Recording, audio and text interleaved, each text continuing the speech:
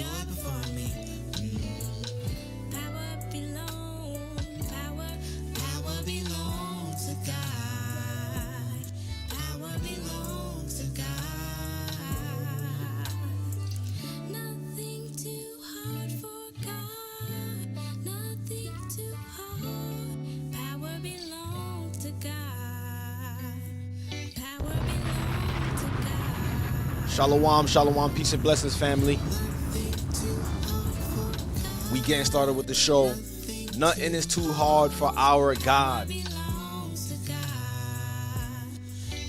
This is the Born of Levi experience on G.O.C.C. Media. Shalom, shalom, peace and blessings, family.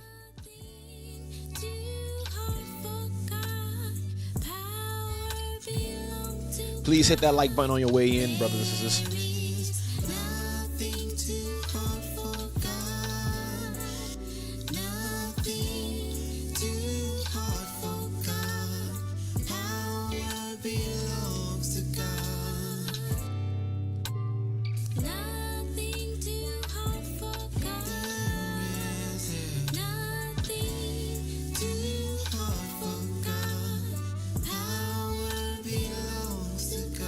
How many of y'all believe that there's nothing hard for our God? The great I am that I am, Ahaya, Ashur, Ahaya.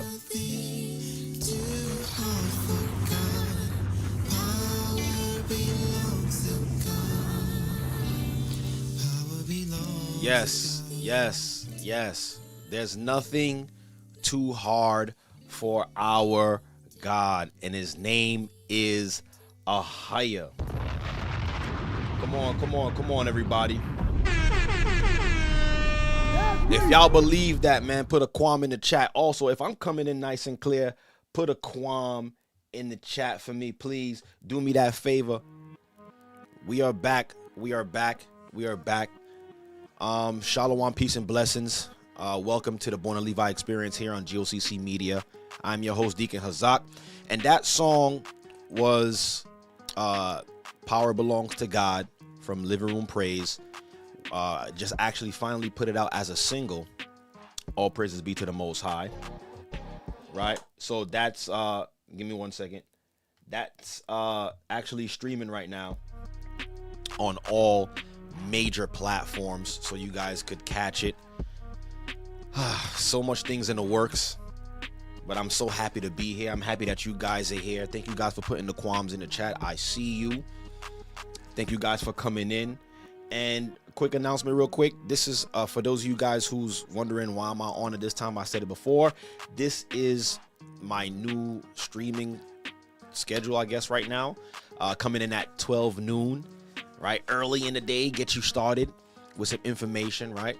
And I know you guys see the title of discussion today. You know, we're going to be talking about it. So much recent events, and I just want to touch on them a little bit, but just to give you guys some insight of how are we to move forward for the end, through the end of this year, because it's like everything happened at once, like in one day. I'm gonna talk about it, but like I'm just so excited to go into the topic. Oh man, all praise be to the Most High once again, man. All praise be to the Most High once again for the breath of life, for just being here on this side of existence, because it could be worse, man. We could be on the other side. And like I said, there's so much things going on this earth right now, and we could be caught up in that. But guess what? The Most High has his eyes on the righteous. So all praises be to the Most High for that. Let me clap it up for the Most High when it comes to that. And once again, thank you guys for coming in also, man. I really appreciate you guys for coming in. Early start, but we're going to get right into it. You guys see the title. You guys seen what's been going on. But before we do that, make another quick announcement real quick. Oh, wrong screen, but here it is right here. All right. If you guys didn't know, right, the Hebrew and Bible Academy will be starting up again. So if you missed last round, if you missed the last Hebrew and Bible Academy, you missed that session, you could enroll in this upcoming one, right?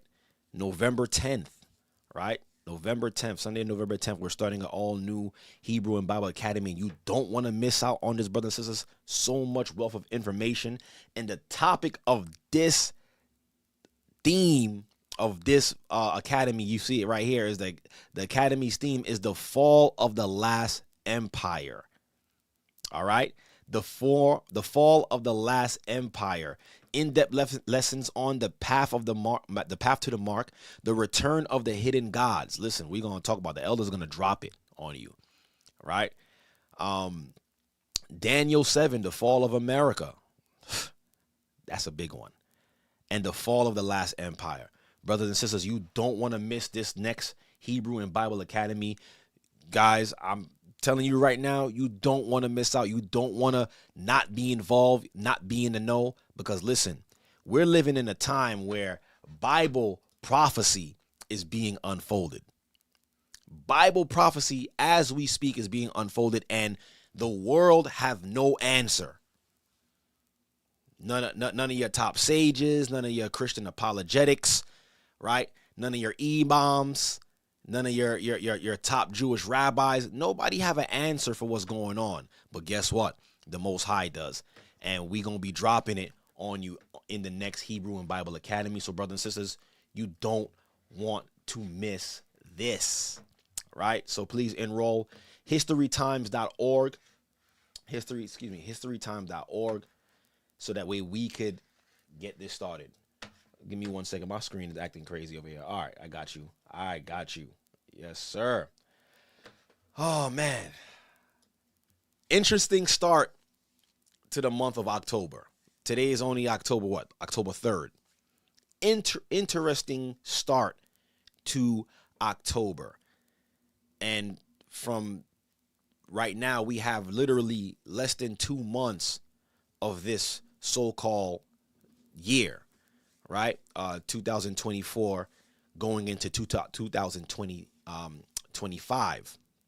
And man, aren't they trying to end this, or trying to end this so-called year with a bang? Literally. They're trying everything in their power to end this so-called year with a bang. And this is the reason why I want to talk about this, and understanding how we are to operate during these times, man. And like I said, all you got to do, brothers and sisters, is refer back to your training. And yes, I'm saying training because we've been training for this.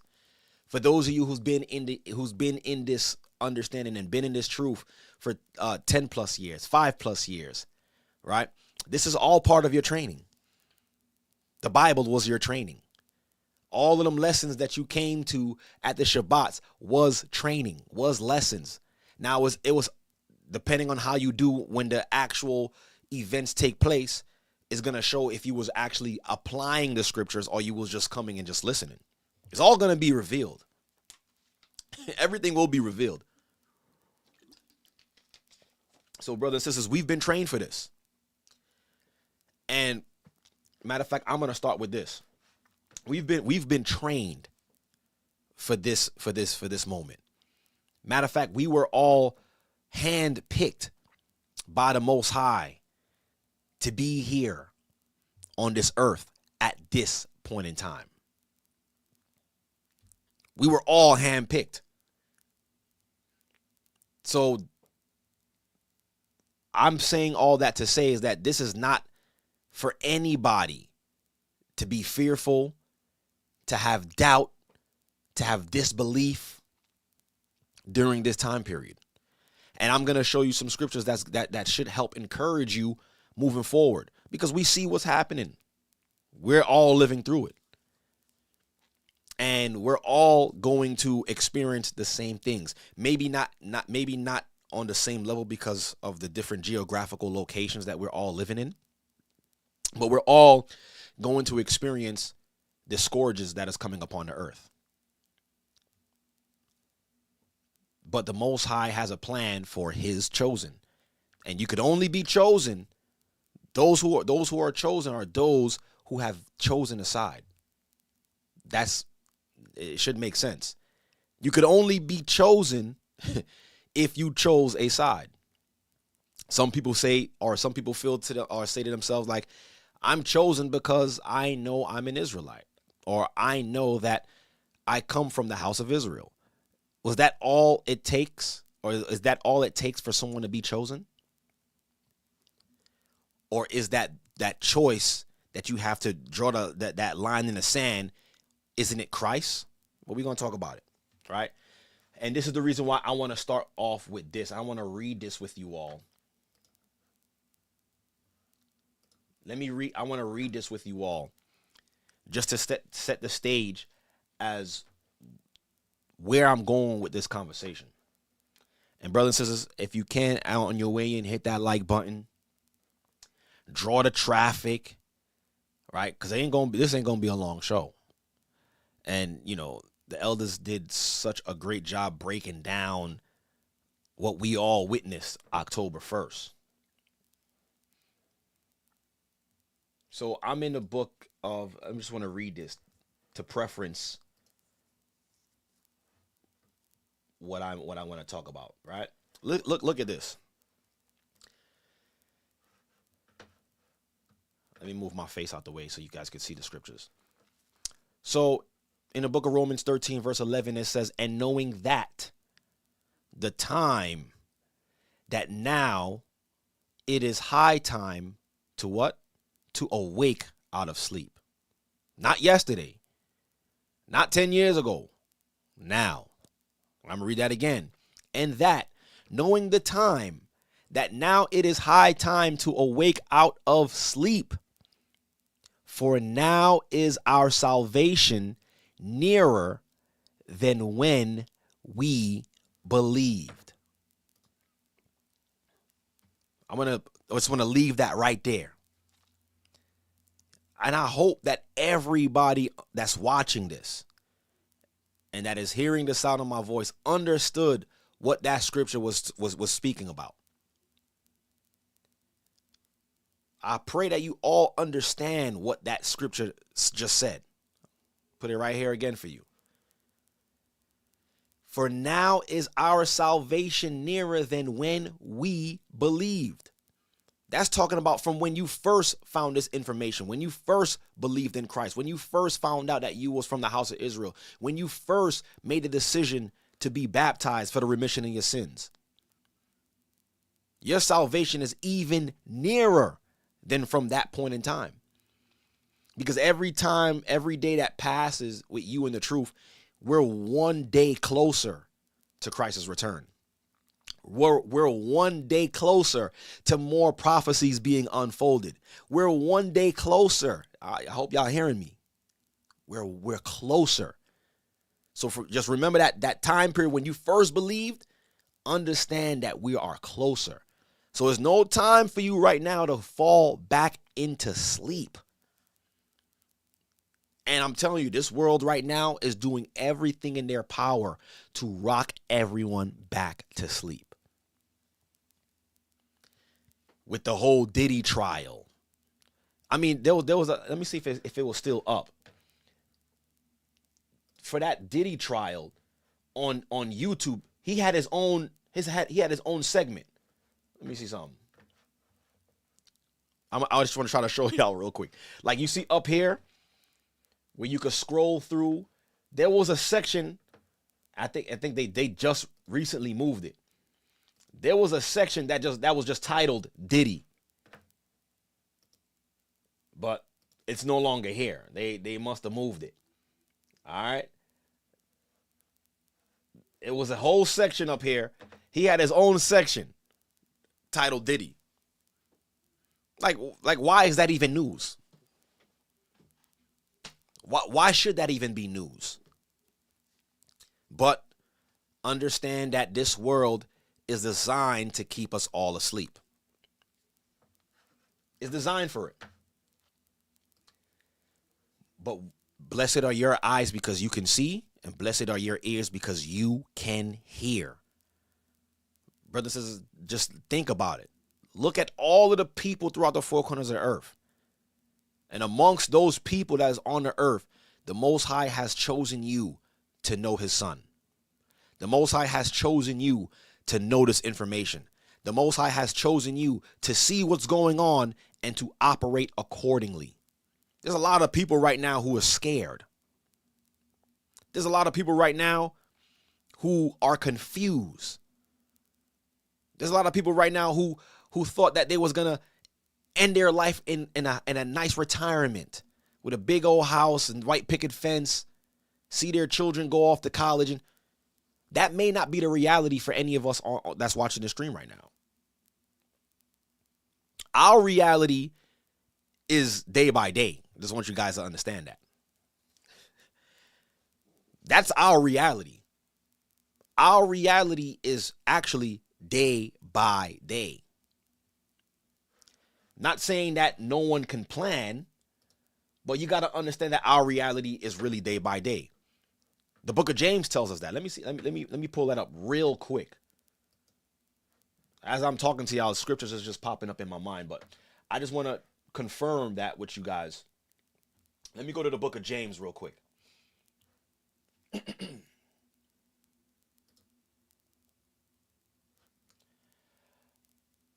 Why is it not pulling? All right, James. I'm in the book of... Give me 1 second. My computer's acting crazy.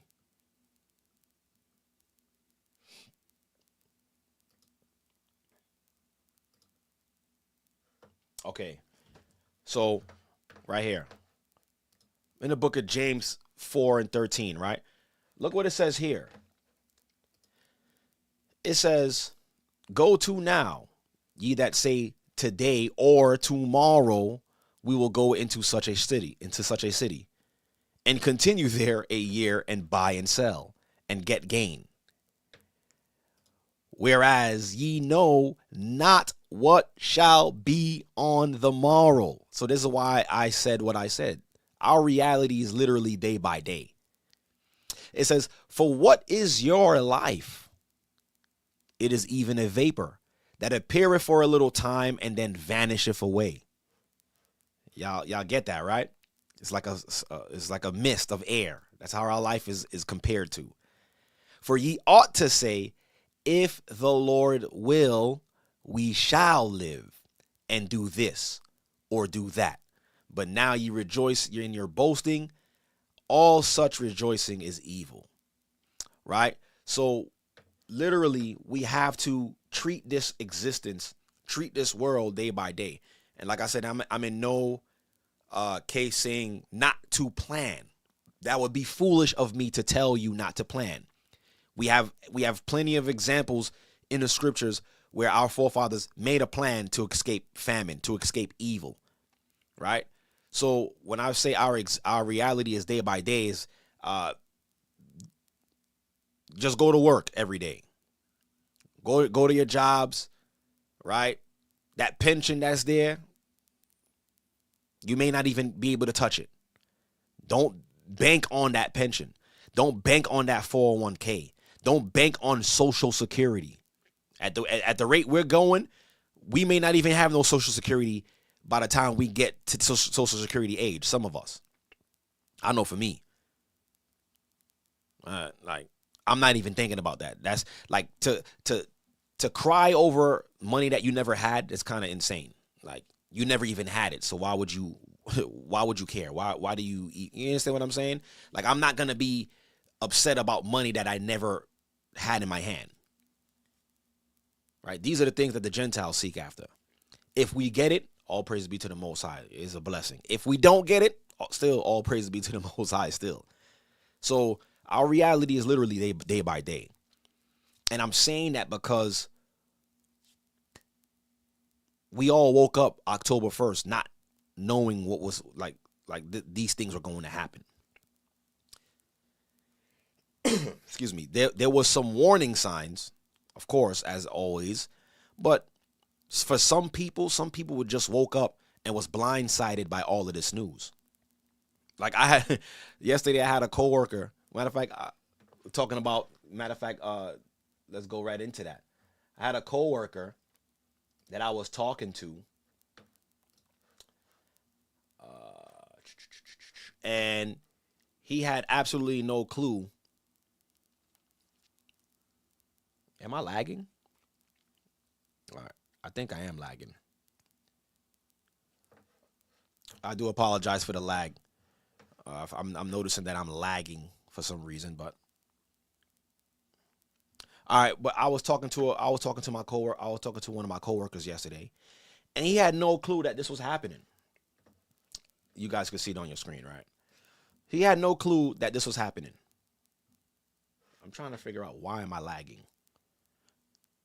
1 second, because I see the lag, so I just want to make sure you guys have a clean stream. Oh, okay. I'm hearing that. I'm good. All right. Maybe it's just me, because I see it says excellent connection here. But all right. Anyways, yeah. So I was talking to my coworker, and it's funny because some people are just oblivious to what's going on in this world. Like, so some people are just really so self-absorbed in what they got going on, which is how they actually designed it. They've actually designed this world to be like this, for us to be so inundated into getting things done, the work week, our children, schooling. All of these things are put in place to keep us rapidly on the go, especially if you live in New York City. Like, if you live in New York City, you're always going to be on the go. Like, it's never a dull moment in New York City, right? But he didn't even know that the U.S. dock workers strike was going on. So it says, this article says, U.S. dock workers strike, halting half of the nation's ocean shipping.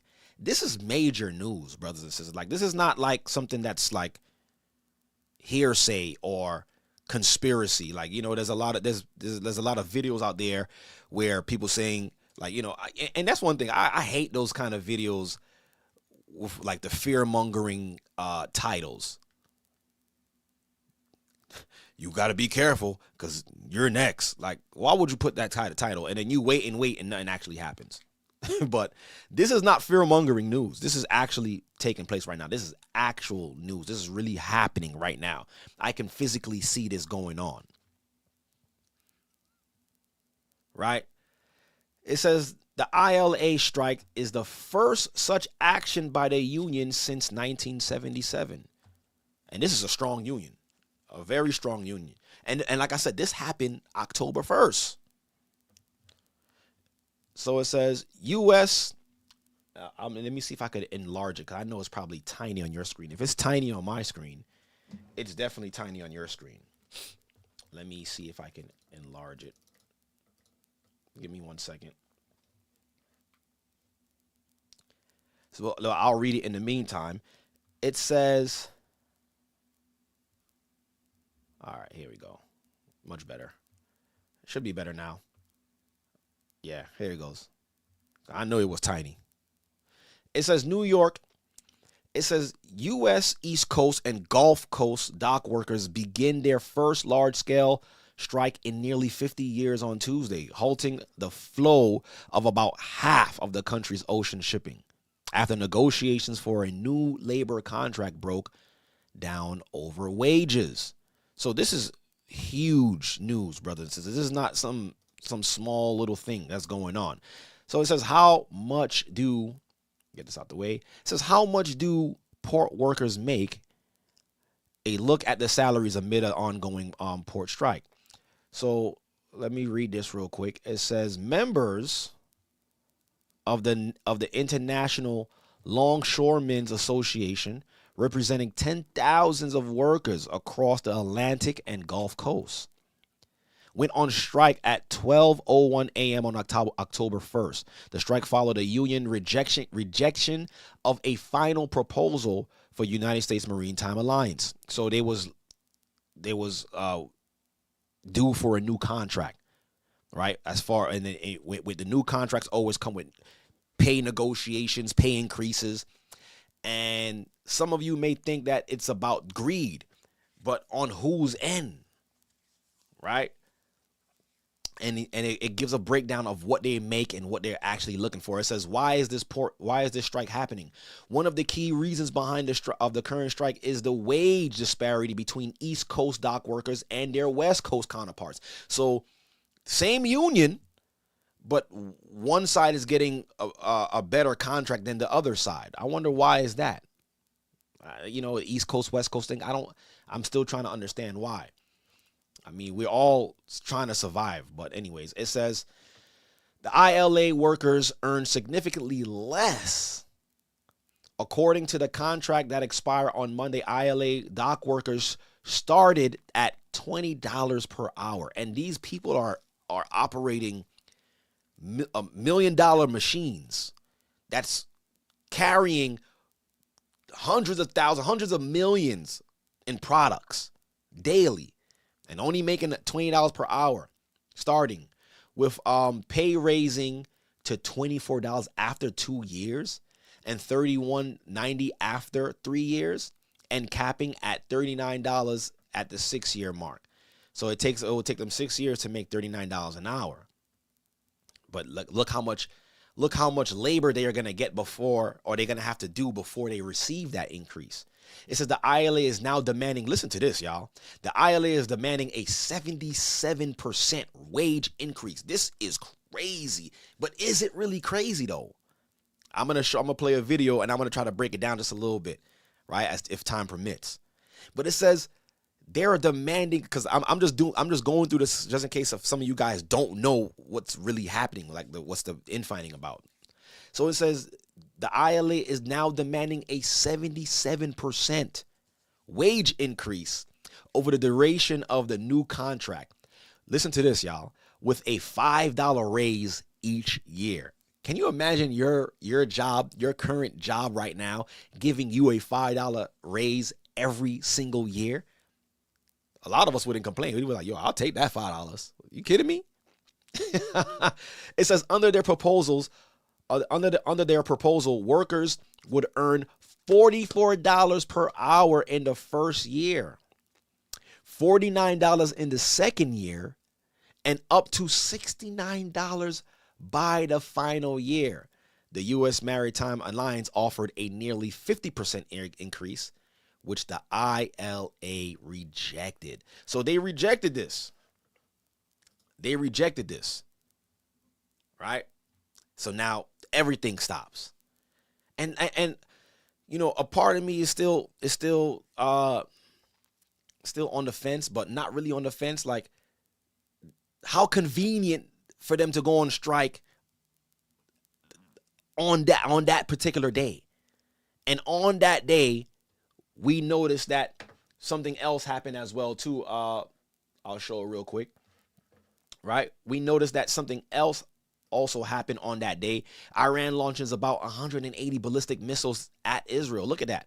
An elder went into this and he painted the picture so well. And when I seen this image as well myself, I could only think of one prophecy. When Prophet Ezra was shown this in a vision. Don't this look like stars in the sky? And people want to say that the Bible is not real. Prophet Esdras received the vision of this happening centuries ago. And now it is playing out in our day and time. And brothers and sisters, I'm saying this to say, don't argue with nobody when it comes to this truth, when it comes to the Bible. If you don't want to believe, don't believe. That's on you.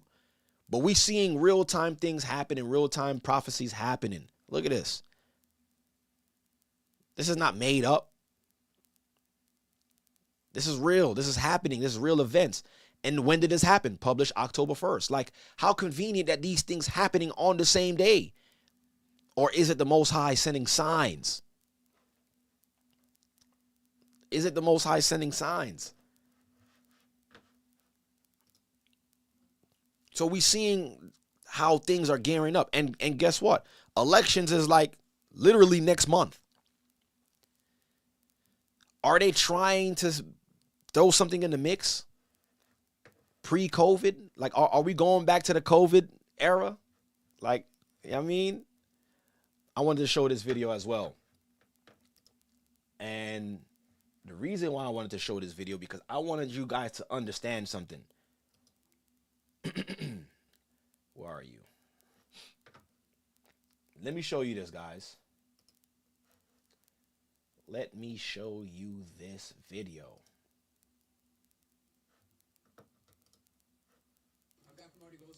Okay, no, I don't know what you talking about. Let me show you this video. Okay. And speaking of their the strike, because this strike, believe it or not, is affecting all of us. Like, Costco's don't even have water anymore. My wife just went to what was that, ShopRite. They had no more water bottles. Done, gone. And guess what? Water and paper gone off the shelves. Why? My thing is, like, why is it always water and paper? Like, why is those the two main things that be gone first? Like, but this strike is going to affect a lot of us, and we're in this is day 2 now. It's they and they're not budging. Like, they came to them, and we just read it in the article. They was like, "Yo, we'll give you we'll give you a 50% increase." They was like, "No." And I heard they even came back and was like, "Yo, we'll give you a 60% increase." Nah, we want 77%. And after watching this video, a conversation with Harold J. Daggett, he's actually the president of the ILA of this union. And listening to him speak, I'm like, yo, I wish he was my union president. But, you know, as far as when it comes to, working. But for all my super brews, Yeshaya for president. We all know that for a fact. But let's listen to this conversation. I want you guys to hear the passion in his voice, but I want you guys to also understand that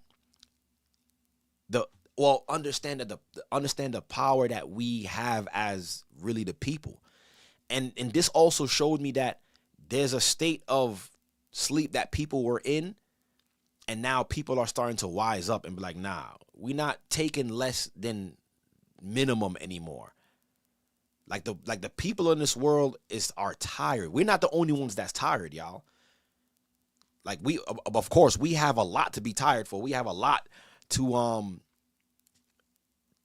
complain about, if we was to complain, when it comes to these working conditions, when it comes to our living conditions, when it comes to our schooling, our education, our food. We have the right to complain as a people. But it's like the whole world is being affected now. Not just blacks and Hispanics anymore. It's the world.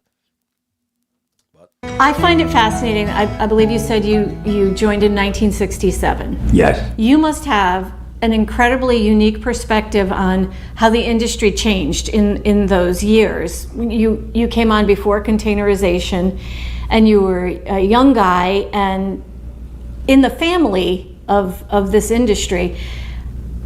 How, if you could do a 50,000-foot view of how you've seen it change, what is it to you? I can tell you. So apparently he's seen the company change from its inception. So if anybody could know what's going on, he would know. And this is the reason why he has such a hard stance on that new contract. So listen clearly. It changed a lot. I can tell you, back in the 60s, the first company that started in containerization was Sealand. Two truck drivers, Malcolm McLean, Cecil Yeagers, got together and said, we're taking cargo up and down the East Coast. Why don't we get a ship, put the cargo on a ship, and go up and down the East Coast? They weren't even thinking about over Europe, none of that. They wanted to try to catch a trucking company to put it on a ship and bring it up here, put it on a ship and bring it. Everywhere you go in the world, you'll see those cranes. You heard me. Where the changes started, we always went for a 3-year contract.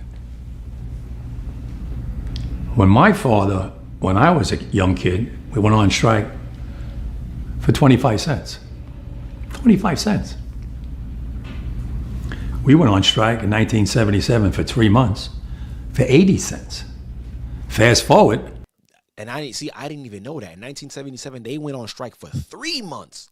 So can you imagine what the economy looked like for 3 months? Them going on strikes? Back then, the companies were lucky they made millions of dollars, to 10 million, 5 million. Today, they make billions and billions of dollars. So y'all hear that, right? Back then, they were lucky if they made millions. But he's saying in this day and age, these companies are actually making billions. So they're making billions off of the back of the laborers, but they're not really compensating the laborers for their efforts. And we all experience that. We all are a part of these corporations, and we go to work for them, and we see what we do for that company. And it's like us as the employees, it almost feels like we're underappreciated. Like when you first applying for a job, you're like, okay, the pay is decent. And then you get on the job and you look at all of the things that you actually really have to deal with. You're like, nah, I should be making more than this. I shouldn't be having to put up with what I'm putting up with for this amount of money. Right? But he said that the company now is making billions. They make, MSC is the richest shipping company in the world, made 3 times the money than Amazon. A lot of money, right? Billions. Well, one of the companies, and I won't mention his name, he took himself for Christmas bonus, $4 billion. He took it out for him and his family, $4 billion. A French company, I won't mention their name, they gave all their employees 50 months salary as a Christmas gift. Now, look at that money. They have so much money, they don't even know what to do with it. Did y'all hear that? Did y'all hear that, y'all? A company in France had so much of a surplus, they gave their employees 50 months salary as a bonus. Can you imagine what you could do with that type of money for your family? Can you imagine oh my goodness. Can you imagine? Hold on real quick. I don't know if y'all understand what's going on. That company made, the employees made that company so much money that they were able to incentivize the employees with 50 months of salary as a Christmas bonus. Now, what job or what company you know in this day and age that's doing that today? Would your company do that for you? Would your company? I know my company wouldn't do that. What? Are you kidding me? And this is just one little thing that he's talking about. But They know they're building up terminals. They want to go automation. They want more money now. Get rid of these men. We don't need them no more. Kim Wiggins already calculated. She said that's 4 years and 2 months. Yeah.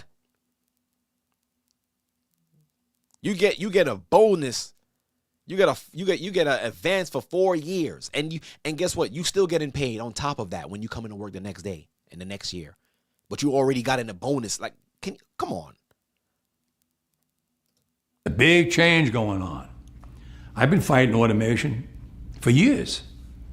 They destroyed LA. You see? And that's another thing that they're fighting against that they're not really talking about as well, too. They're fighting against automation. What is automation? Robotics, AI. AI is actually taking a lot of these jobs away, jobs that we would be able to do, right? AI is taking those positions. And I spoke about it before on this channel. I did a broadcast some time back called AI, Will You Be Replaced? And that's what they're looking to do. They're looking to replace a lot of the manual labor jobs that we actually do with our hands with robots. I think in the US right now, there's 2 fully automated McDonald's where there's no people working there. It's just straight robots. They flipping the burgers, they taking your money, they're bringing your order for you. Right? And that's another thing that they want in the contract too. They don't want automation. Jobs where a man would come and use the crane to move the shipping crates, they should be able to do that. They're taking jobs from them. And he's been there long enough, so he's seeing the changes. They put a fully automated terminal out there at Maersk Line. 800 longshoremen lost their jobs. If it was up to them, they would like to see everybody lose their jobs. He said 800 people lost their jobs because of automation. That is insane. I tell you, it's not just in the longshore. They got ships in Europe that they're building. They got one now, runs on a battery, a container ship. No crew. Somebody in an office building runs it. Goes out, goes in. They don't want anybody. They don't want to pay anybody. It's not only this union, it's in every union in every aspect. If they keep putting machinery to take our jobs, who's going to pay the income tax? Machines are not. Who's going to pay for the military, the roads? Everything runs by taxes. That's a great point. That's a great point. Y'all heard what he said?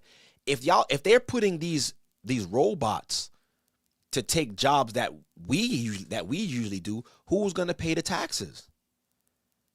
You can't tax a robot, but you tax the employees. So take a look at it like this. If a country is not getting funded by its individuals through taxes, what is that telling you about the economy or the economy of that particular nation? They're going belly up. Because if I don't have no employees to fund the government, how is this country actually getting funding? That's another thing that we're not even looking at as well too. Could they be letting us know, or those who are in the know, like, yo, don't worry about it. This place ain't gonna be here too long, so we don't really need workers. Think about that. He made a valid, you see, and that's something that I didn't even think about. You're replacing all of our jobs with robots. Who's paying the taxes? How is the government collecting income tax? Collecting money? How is the country running? Take Easy Pass. The first time they come out with Easy Pass, one lane, and cars were going through and everybody's sitting in their car and go, what's that all about? I'm going to get one of them. Today, all those union jobs are gone, and it's all Easy Pass. People don't realize it. Everybody's got 3 cars. Everybody got an Easy Pass on the window. And they go through like it's nothing. And they get billed in the mail. They didn't care about that union worker working in the booth. You go in a store today, it's self-checking. They don't need anybody to check out no more. Someone has to get into Congress and say, whoa, time out. This world is going too fast for us. Machines got to stop. Yes, we're getting smart kids out of MIT and all these places. Yeah, they're all brilliant. But what good is it if you're going to put people out of work? You see, so he could see what we be talking about. But of course, he could see it more. He have the time. He have the experience. He's been around. He's seen it. And he's seen the change from the old school to this new AI phenomenon. So he's seeing it. And he was like, yo, somebody got to take a stance. And I think he's the one who's doing that right now. He's taking a stance like, yo, y'all got to stop doing what y'all doing. But at the end of the day, it's actually inevitable. Like a lot of the things that we're seeing take place on this world right now, it has to come to pass. I mean, right now, all you could do is slow it up for a little bit, but you're not, like, nobody really has the power to really stop what they got in place. No one is going to be able to stop that. But he could see it. Who's going to support their families? Machines? Machines don't have families. You got to draw the line. These companies that work in the maritime business come from overseas. Not one of them belongs to America. Wow. They want to come into. You see that? You hear what he said? He said all of them companies in the Maritime Alliance, none of them come from America. They're all from overseas. So it's as if they're just sending the people from overseas to finish this place and then send them back home when the work is done. This is why they don't care about paying Americans what, our fair due. They don't care because they're not from here. They don't care about this economy. They don't care about the sustainability of this place. They could care less. But he can see that and he's exposing that. So it's deeper than just a strike. It's really making a stance and showing them like, yo, not everybody's asleep. It takes courage to do what he's doing. America and build fully automated terminals and get rid of American jobs. Good paying jobs that support families with medical, pensions, annuities, and pay taxes. See that? They want to get rid of them. They want to get rid of all of that. Where's the president of the United States? He's not fighting for us. You hear that? So like I said, this is deeper than just a strike.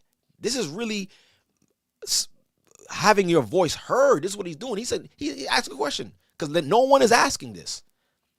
Where is the president of the United States? He said he don't care about us. So if the president don't care about us, who's supposed to care about us, y'all? And the only scripture that's coming to my mind right now, listening to him, is saying, "Oh, gather together, O nation not desired." It's as if the Most High is using these people to show us what we need to be doing, how we need to look at this whole thing and like, all right, you know what? What are we doing? Because it's clear now the Gentiles even can see this country don't even care about them. That's crazy. And for a lot of these nations, where are they gonna go? America's all they know. There's no hope in anything else for these people. So they have to fight for this. This is all they have left. He told in L.A., he told the union, hurry up and get a contract. That's the mentality they have. They don't even know what the hell they're doing today. Well, I know what I'm doing. I'm going to save everybody's job when it comes to the ILA and to all the unions around the world, because we're going to fight it with that alliance. You hear what he said? All the unions. It's like he's trying to galvanize not just his union, but all of the unions worldwide. Because if all of the workers of this world stop just working, what would be their next choice? And this is just showing how much power we actually have if we stick together on one ideology, on one mission, one plan. And he could see that vision. But of course it's going to get stopped. They're going to come to some kind of agreement, hopefully. But in 1977, it took them 3 months for them to get a contract back for these guys. So we'll see what's going to happen now. And a lot of people don't even understand this as well, too, that the president, Mr. Biden, what he could do, he could put a tariff on this particular union. And what that would do is make them go back to work for at least 90 days. So it would be a cool down period of 90 days, just 3 months, and they will go back to work.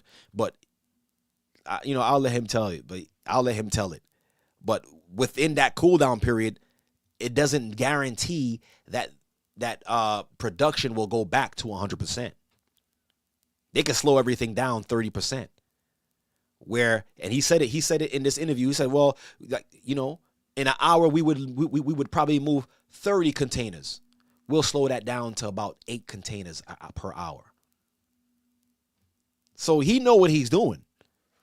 He's not a novice. He's been around. I'll shut them down throughout the world to prove that we can beat them. You see that? And these are the kind of people that the powers that be don't like. The free thinkers, the people who's not gonna stand for the nonsense. And this is why I said we all are suffering on the earth. We all need Christ. We all need that salvation, and understand that our salvation is nearer. So when we see these things happening, nation against nation, right? We seeing the infighting, and it's like the rest of the world is actually laughing at America. Americans right now, like we're like the laughing stock. Like no one taking us serious right now because of what's happening, what they're allowing to happen. But it's by design, though. So, yes, your answer is we came a long way. We came along so advanced that technology is mind-boggling. We never had cameras on the piers. They got a camera in every pole. They got cameras they want to put in the trucks to watch the driver driving. What is this, Big Brother? I'm against all that.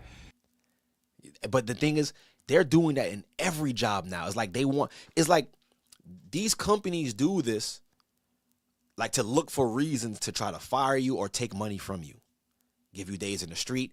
It's happened in my job. It's happening everywhere.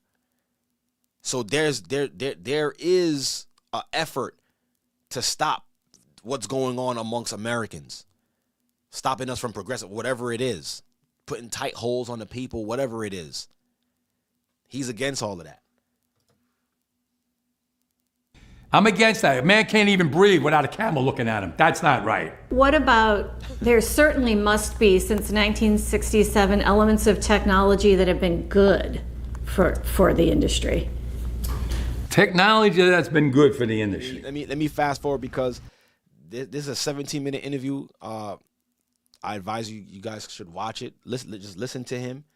He makes a lot of good, valid points, and this gives us a little bit more insight as to why they're actually doing this strike. Why they're actually, you understand? Why this is actually happening. But it's all part of prophecy as well too. Hold on, let me see. Let me go. If you look now, we have ships that are being built by these companies. Check this out. That hold 22,000 containers. Listen to this. It's a floating city. They had to take the Bayonne Bridge and raise it way up here so the ships could go under it to get in here to unload them. 22,000 containers. It's amazing how we came from the first ship with just a small amount of containers, 25, 50 boxes on them. So look at the future now. Look at the future in money. They went from millions of dollars to billions and billions of dollars. So the world is going by real quick. Is it safe to say that you're not against technology for efficiencies, but you're person first, people first, like protecting jobs and families while embracing technology to keep the workflow efficient? Let me explain a little bit about this. The first cranes that went up with diesel engines up there. As time went on, they got rid. There was a part that I want to get to that where he was talking about during COVID. Let me see if I can get boxes. When a guy had a high-low with double bell, 2 stacks of steel, he should have been riding in reverse. He was looking through the bundles, knocked it down. He didn't even see it. Dragged her under the high-low in front of her son, ripped her apart and killed her. It happens. It happens down here all the time. I had 2 guys killed right in front of me. It happens. We have a group in our local 1804 dead called the Lashes. The most dangerous job on the waterfront. When they put the containers on top of the hatch covers, all the way up high, you see them in the container ship, they got to be all lashed down in case the storm and the seas are real rough. The ship is doing this and this. If they're not lashed down right, those containers are going to go over into the ocean and sink. Right. Millions of dollars of cargo sunk. So what? My men got to go out there. It's 0 degrees. There's ice on top of the container. It's freezing with metal bars and hooks, safety lines on them, way up high, and they got to put them down tight, get up on the box, slide on the ice up on top. Completely dangerous. That's in the north. In the south, it could be 95, 105 degrees.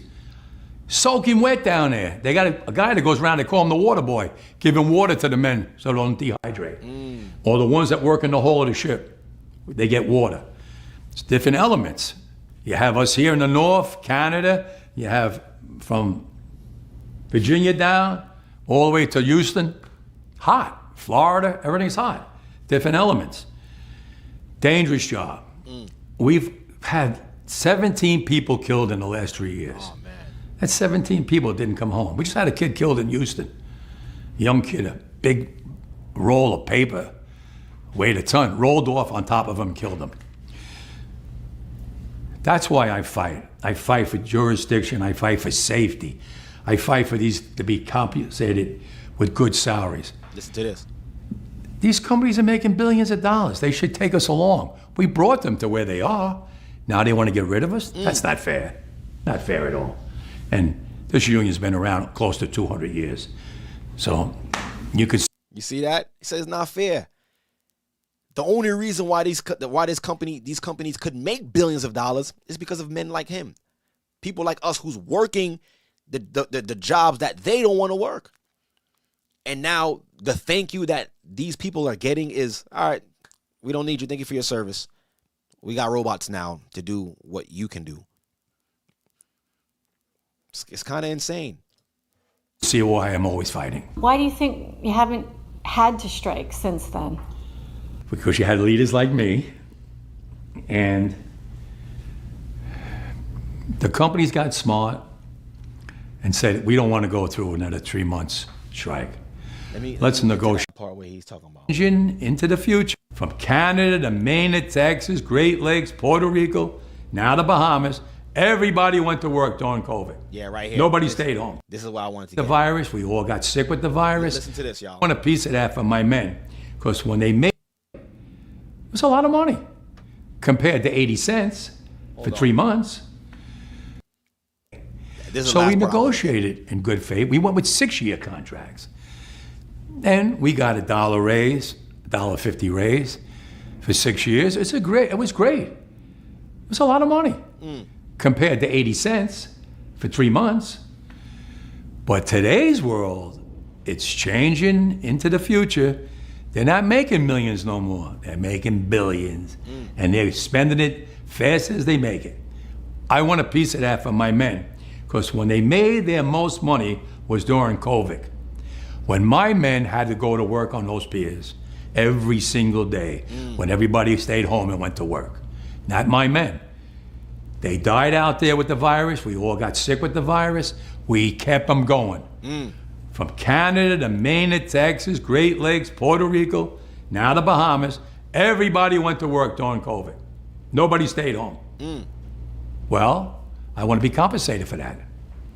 I'm not asking for the world. They know what I want. They know what I want. They know what I want. And if they don't, well, then I have to go into the street and we have to fight for what we rightfully deserve.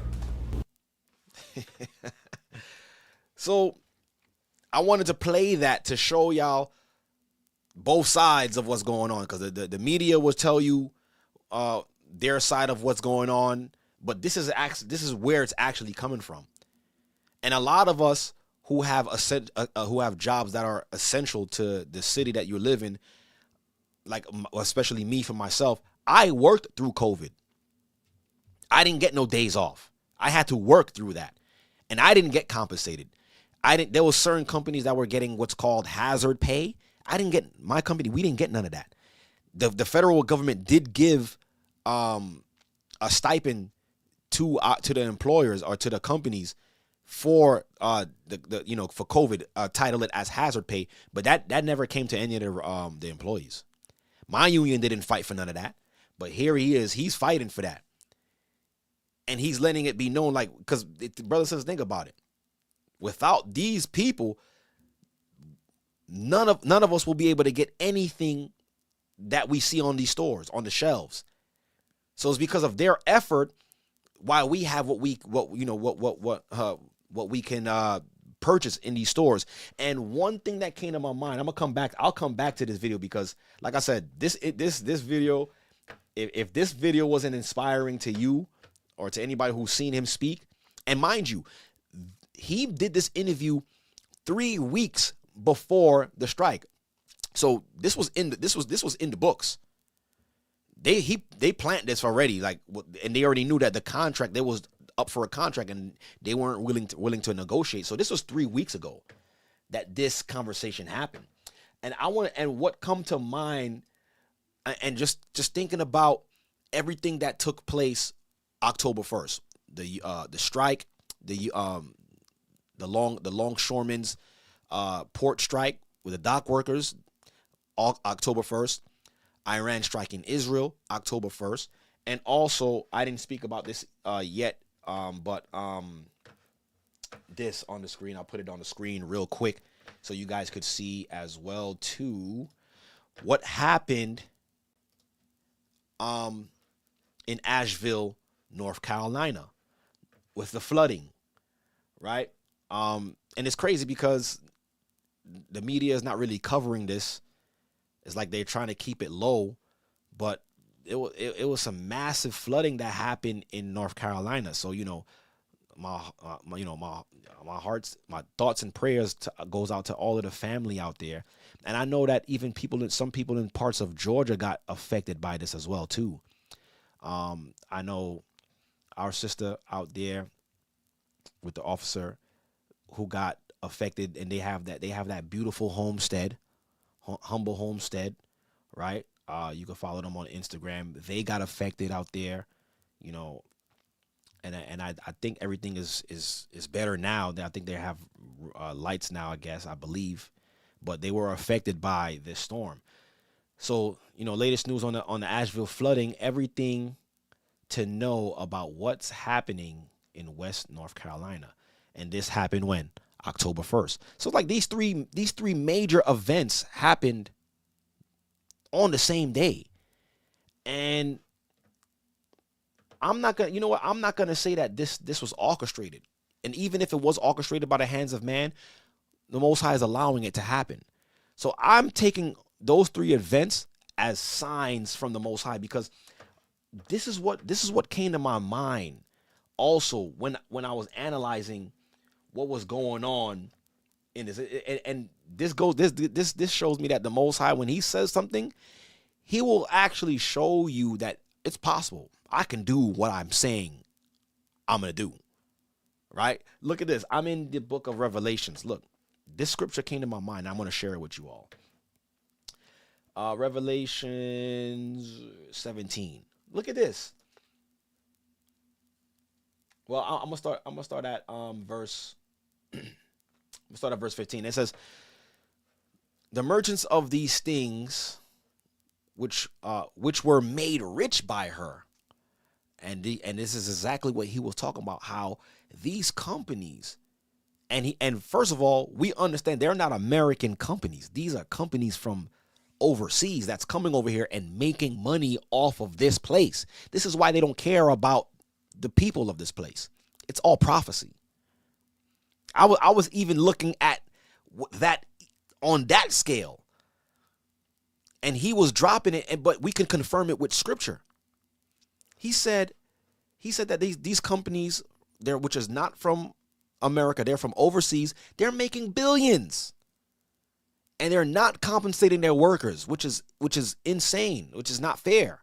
But Revelations 18 and 15, it says, "The merchants of these things, which let me start up. No, I'll start here. It says, "And the merchants of these things, which were made rich by her," they were made rich by Americans, by America, "shall stand afar off for the fear of her torment, weeping and wailing." So there's going to be a time where they're not going to be able to even make negotiations for pay, because they're not going to be able to make no money from this place anymore, because what the Most High is going to do to her. But the Most High is showing us, he's just giving us a glimpse like, yo, y'all keep playing with me. I'm showing y'all this is coming to pass. Look at this. Look at verse 16. It says, "And saying, Alas, alas, that great city that was clothed in fine linen and purple and scarlet and decked with gold and precious stones and pearls." Listen, and this is what came in my mind when all those three events happened at the same time. It said, "For in 1 hour, so great riches came to naught, and every ship master and all the company in ships and sailors, and as many as trade by sea stood afar off. And this came to my mind to show that, yo, literally the Most High could make it happen in 1 hour. I mean, we seen what happened with the dock workers. You know, that scripture was pertaining to them and the riches that they're making. But, you know, once the Most High fully unleash wrath on this place, then they'll understand, like, yo, this place is done. But reading that scripture made me realize, like, yo, the Most High could, what he said in those scriptures, he could do it whenever he feel like it.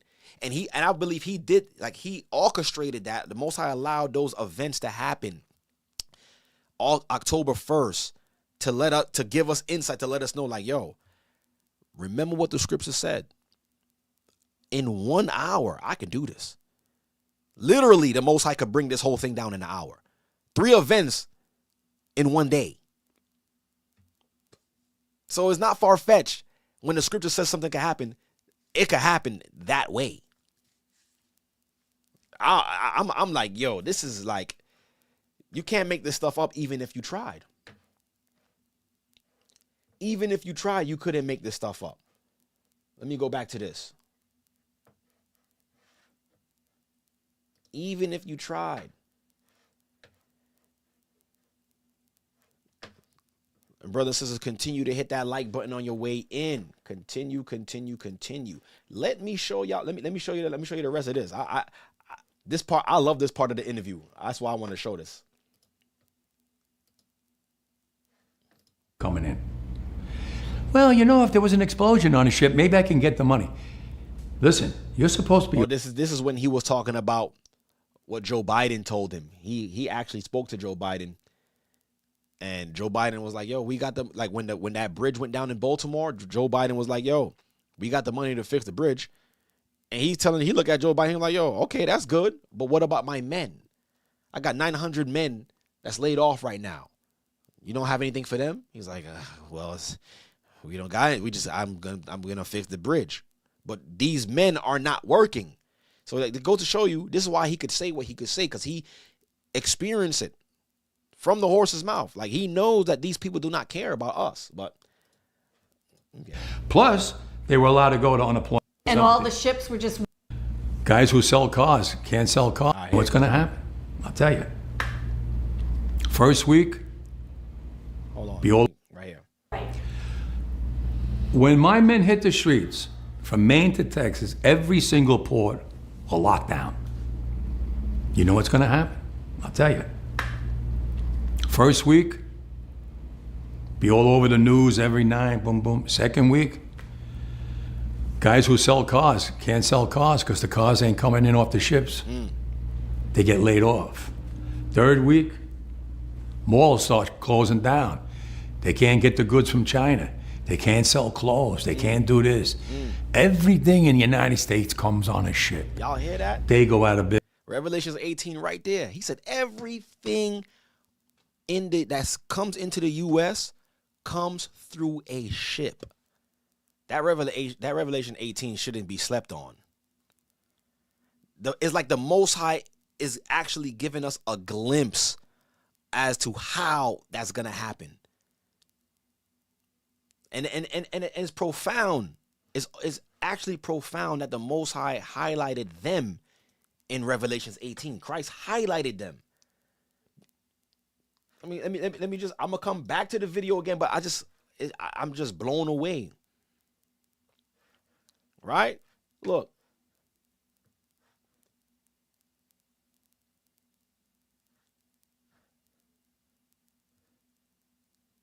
Verse 11.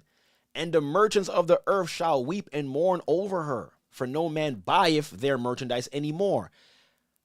The main source of merchandise coming into the country is through the ships.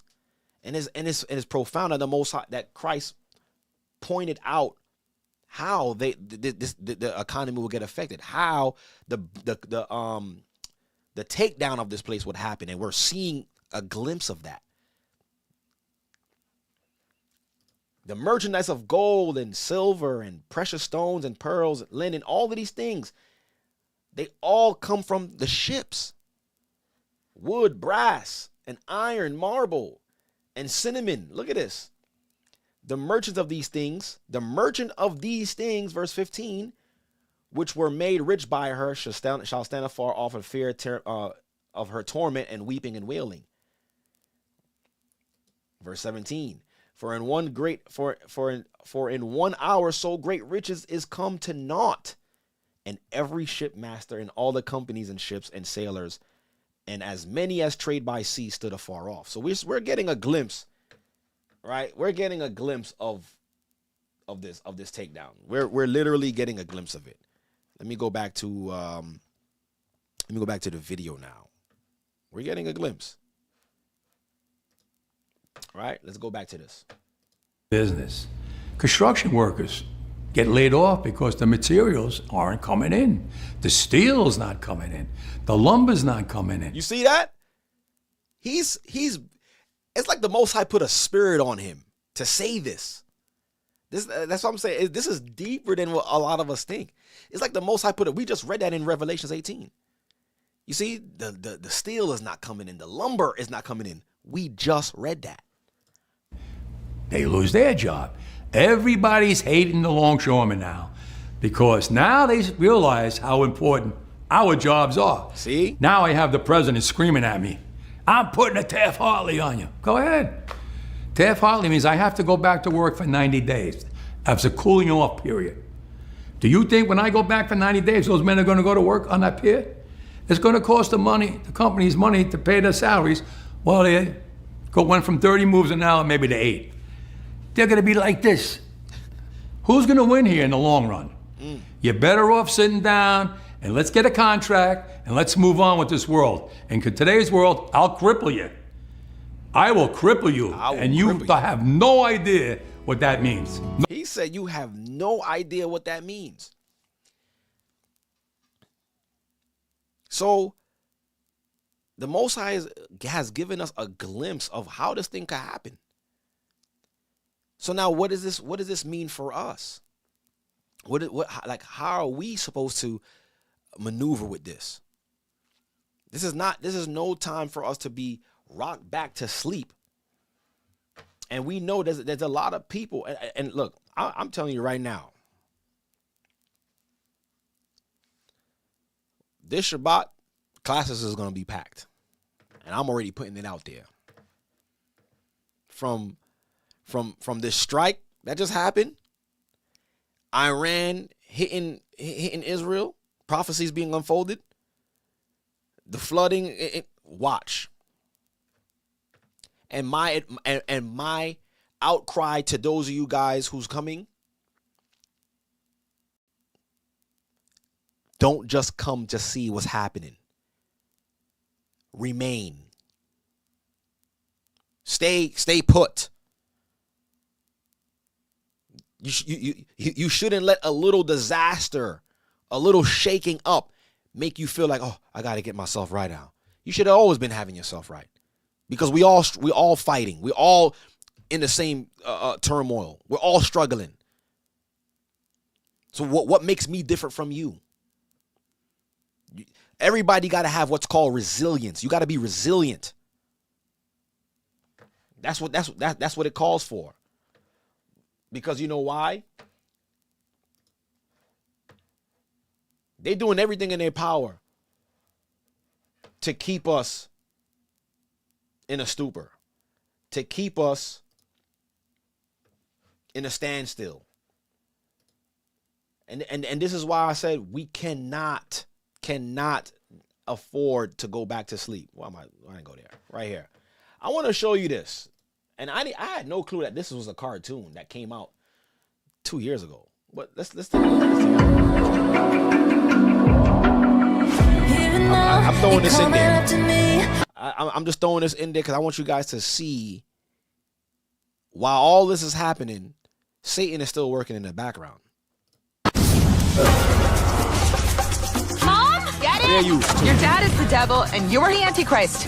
Your dad is the devil and you are the Antichrist? This is a cartoon. And mind you, I found out too that these are the same creators behind Mickey Mouse Clubhouse are the same creators behind this foolishness. I'm supposed to accept that you had sex with Satan or anyone? Please allow me to introduce myself. Come to your father, Damien. Oh, you're a girl. The future is female. Where have you been? The metaphysical realm. When we dated, were you inside someone's corpse? You had an unfinished dolphin tattoo. Don't be a snob.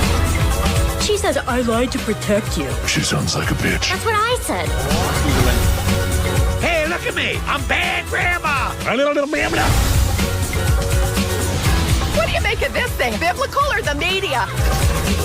You keep doing what your dad's doing, that evil will spread in you, and you'll be a soulless shell of a human and become, honestly, like a successful CEO in all likelihood. Little demon. Little demon.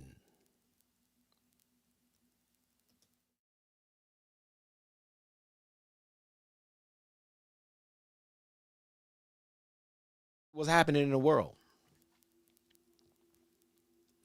We have shows like Little Demon out there showing the child, the manifestation of a child between Satan and some random lady, and they bring forth Satan's child, and they put it in the form of a cartoon, because who are they looking to target? You put it in a cartoon. Children, right? Teens. Little demon, y'all. This is why I said we cannot afford to be rocked back to sleep.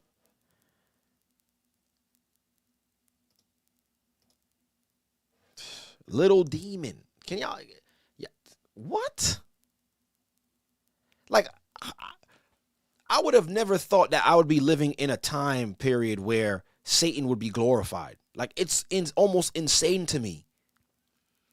And for there to be little to no pushback when shows like this come out, like this cartoon, Little Demon, and when they actually had a whole series after Satan called Lucifer, and they depicted him as a misunderstood character. He was misunderstood by God, and he just wants to be back home with his dad, and you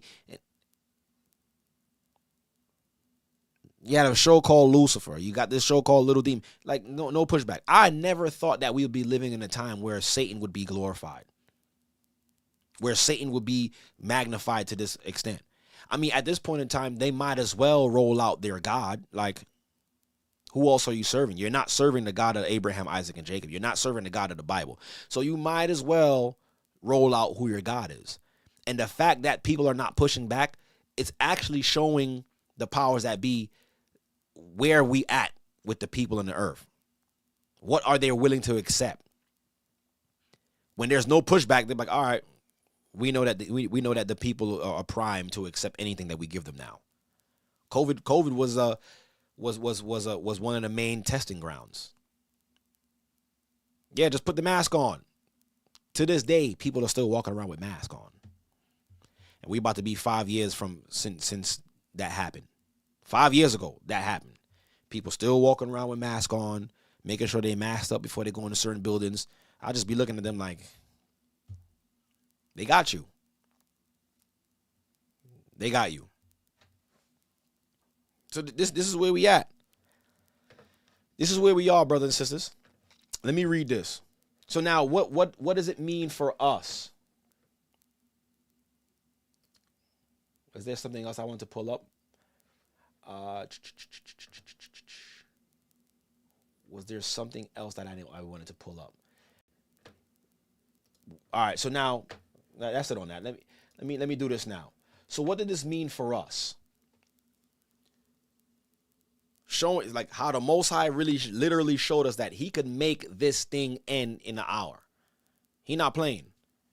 Like it gotta be unusual.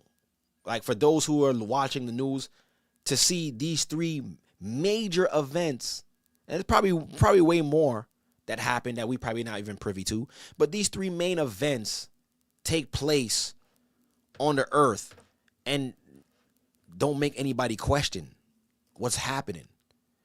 And it's to the point where, like I said, I was talking to my coworker. We like three of us was talking, and one of my coworkers had no clue of what was going on. Like I'm looking at him like, don't you understand that this is gonna affect you? He's just operating, just working. I'm like, yo, you heard about the strike? No, what's that? And I'm looking at, I'm like, yo, you all right? He's like, oh, I mean, he said, I mean, I seen something about the strike, but I didn't know what was going. This is gonna affect us, all of us in this East Coast area. So we can't allow this world to rock us to sleep. We can't. Let me read this to y'all. How do we make it through the rest of this year and moving forward?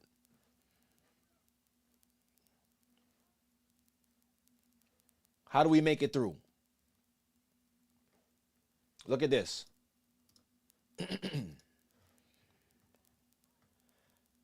I'm in the book of 2nd Esdras, chapter 16.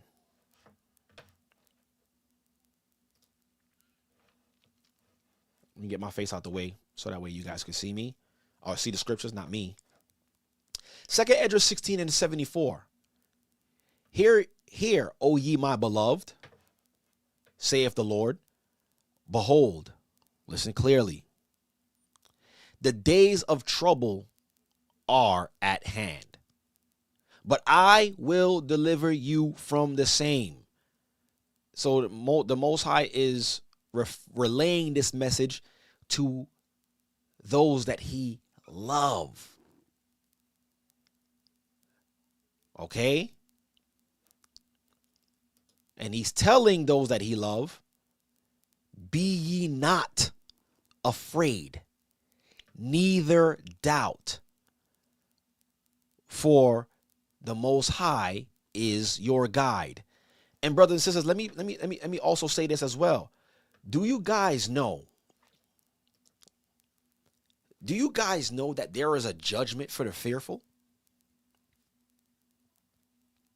A lot of people don't even know that. The fearful will not make it in. Because what is the opposite of fear? Faith. What is the opposite of fear? It's faith.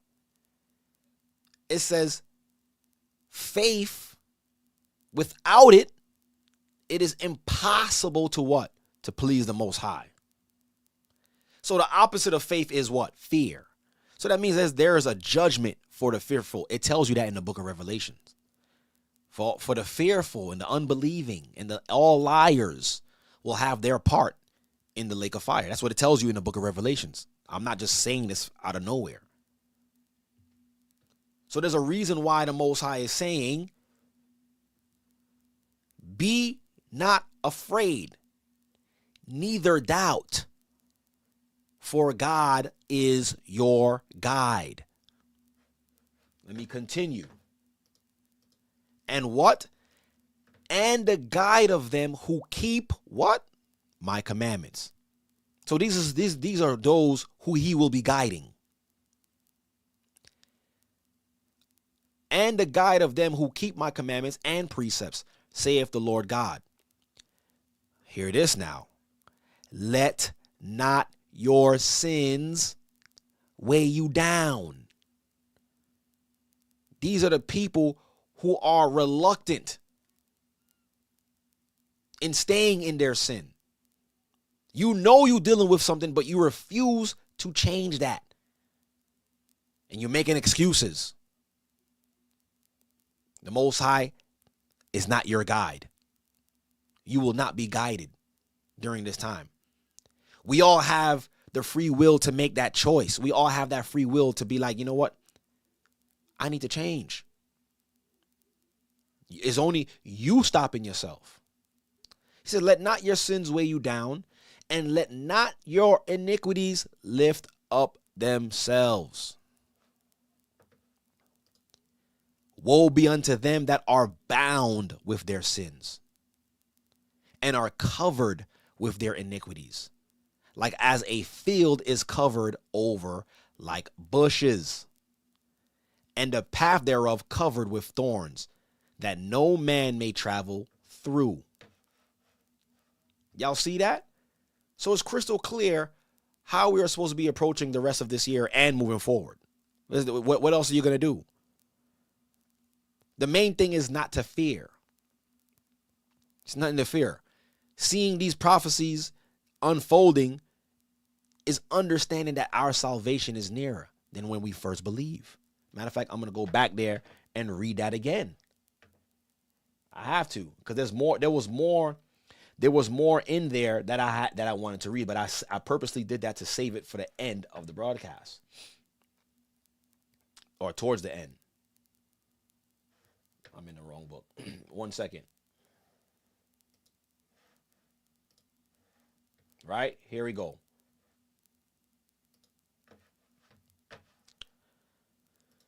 So it reads here, knowing the time, that now it is high time to awake out of sleep, for now is our salvation nearer than when we believe. It is closer. We are close to the finish line. Anybody who's close to the finish line, don't say, all right, let me slow down just a little bit. Or matter of fact, let me turn back and go in reverse. Like think about it, y'all. Y'all ever seen anybody in a race go in reverse? That's what you look like when you go back into the world. You're racing a race to win a prize, but then you start running in reverse. Insane. He also says, Paul says, listen to this. The night is far spent. The day is at hand. And we see the day is at hand. The Most High just showed us, look, I can end this any moment I feel like it. 3 events in one day. It's crazy. He says, the night is far spent. The day is at hand. Let us therefore what? Cast off the works of darkness. And let us put on the armor of what? Light. That means you're no longer walking in darkness. You're trying and you're striving to be as holy, to be as set apart as you can, keeping your flesh and your body in subjection, because you don't want to get caught up out there. It could easily happen. Let us walk honestly as in the day, not in rioting and dark and drunkenness, not in chambering and wantonness, not in strife and in envying.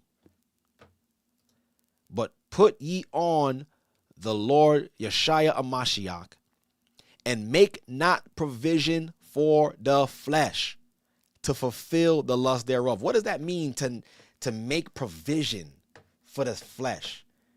When you making provisions, what does that mean? You setting things aside to make sure that you have this moving forward. Scriptures is telling us, don't do that for your flesh. Don't leave anything lingering so you can come back to it later. That's what it's talking about. Don't make no provisions for the flesh. Don't give your flesh no leeway.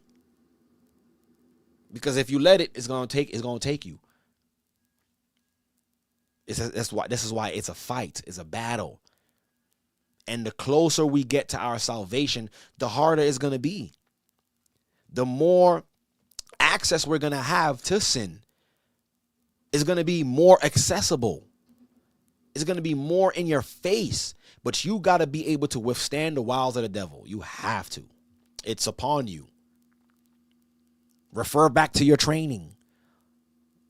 All of these lessons that we go through, that we've been taught all throughout the years by the elders. Refer back to your training, because you're going to need it now. It's not training anymore. It's now time to put it on.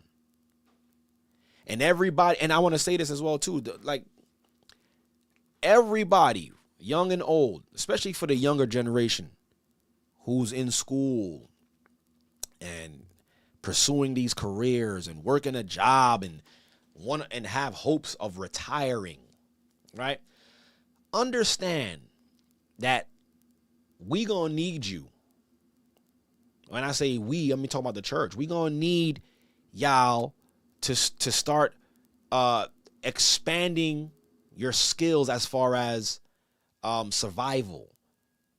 And when I say survival, I'm talking about things that you need to survive from day to day. Because in the near future, you're not going to need a keyboard and a mouse to sustain you. That's going to be almost irrelevant. A keyboard and a mouse is not going to help you build a house. A keyboard and a mouse is not going to help you learn how to hunt, fish, how to make water, how to get clean water, how to plant, how to sew. These are the essential skills that we're going to actually need, that this world is really not preparing us for. These 9 to 5, a lot of these jobs, these positions are not training us, especially in education and school, not really showing us how to do these things. Yeah, but we're going to always need doctors. We're going to always need nurses. Okay, these are professions that we're going to need amongst our people. We're definitely going to need those, right? Well, we're going to need carpenters. We're going to need construction workers. We're going to need electricians. We're going to need land cultivators. So for the younger generations, start looking into these areas. Start using your free time to learn a skill, because we're going to need y'all. Okay? We're going to need y'all. We need each other. But it's high time for us to wake out of sleep, brothers and sisters. We see our salvation. We see it coming. It's here. And the Most High is just showing us day by day. Right? He's showing us day by day. He's confirming us through prophecy. And like I said, what's happening on the earth right now is not a light thing. And we about to go into elections. Elections is right around the corner. Just keep your eyes open for what's happening. And like I kept saying this already, refer back to your training. Right? And I pray that everybody was listening to the elders or your local leadership when they were saying, like, yo, start putting away things. Right? Stop spending for no reason. Right? Start saving up some more. Start buying some things, essential things that you need, because now we gonna need these things. Right? All praises be to the Most High. And I cannot forget this. Look at this. Speaking of apparel, look at my shirt. Shout out to my brother. Shout out to my brother Asher out in Florida, who sent me this. Look at this. I got so much Hebrew apparel. I got so much clothing. I don't even need to to buy clothes anymore. Look at this. Look at this, brothers and sisters. Look at this. The Hebrew flag of truth. Look at this. The fringes on, everything. Look at this. All praises be to the Most High. My brother Asher out in Florida, he sent me this, right? And if you guys want to support the brother, right, I'm going to put a link. Give me 1 second.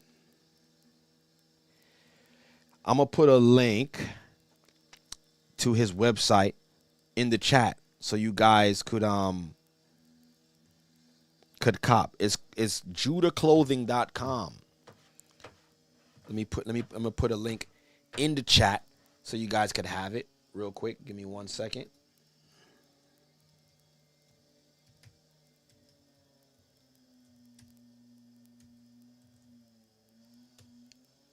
judahclothing.com.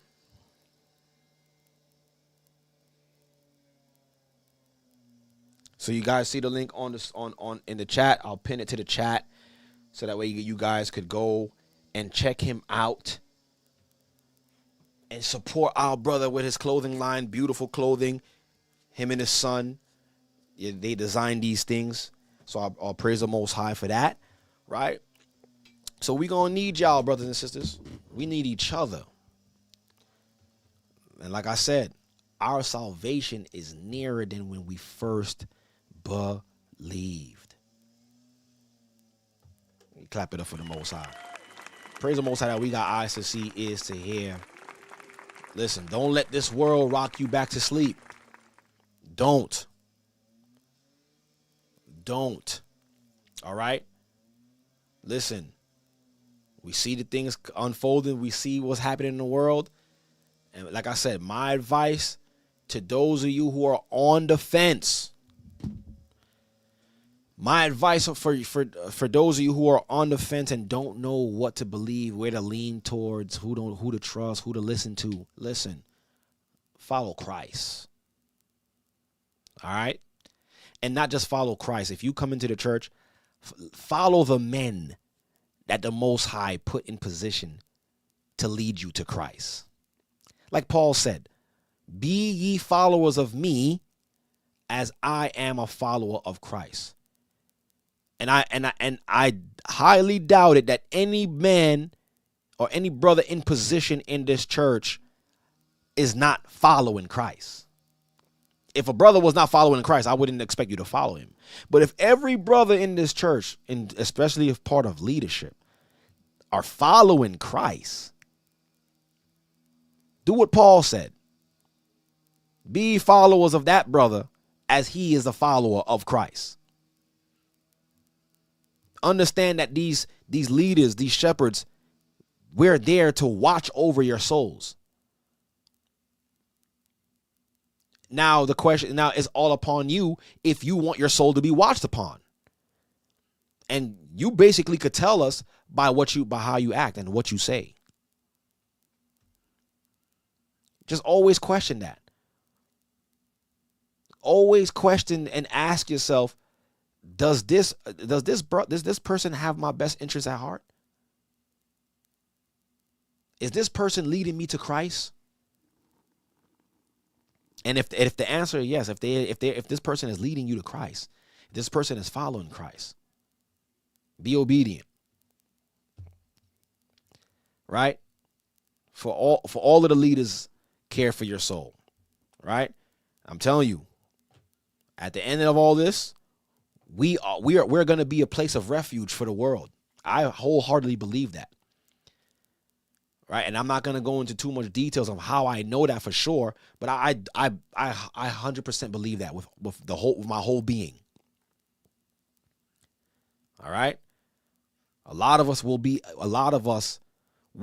a refuge for a lot of people in this world. I guarantee you.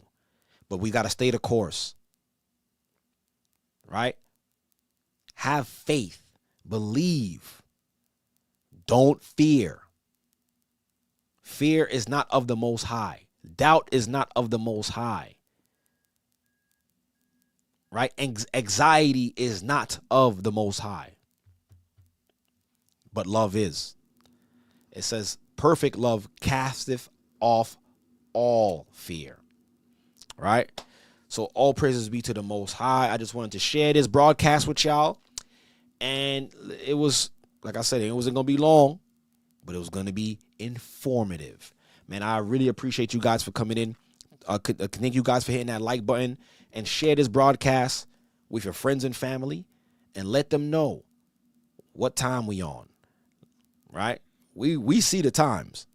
So it's upon us to be watchmen for our communities, for the people that we meet, if it be the Most High's will to sound that alarm.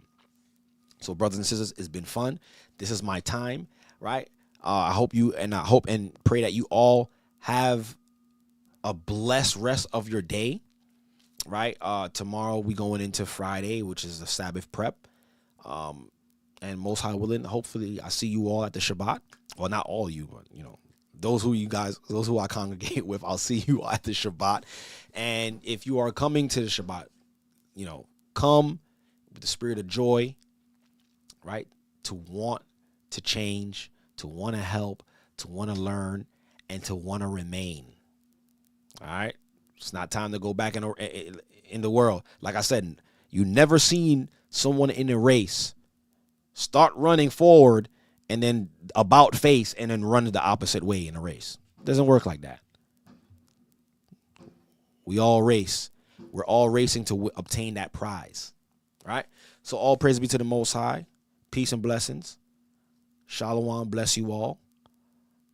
And this is the Born Levi Experience on G.O.C.C Media, and I am out.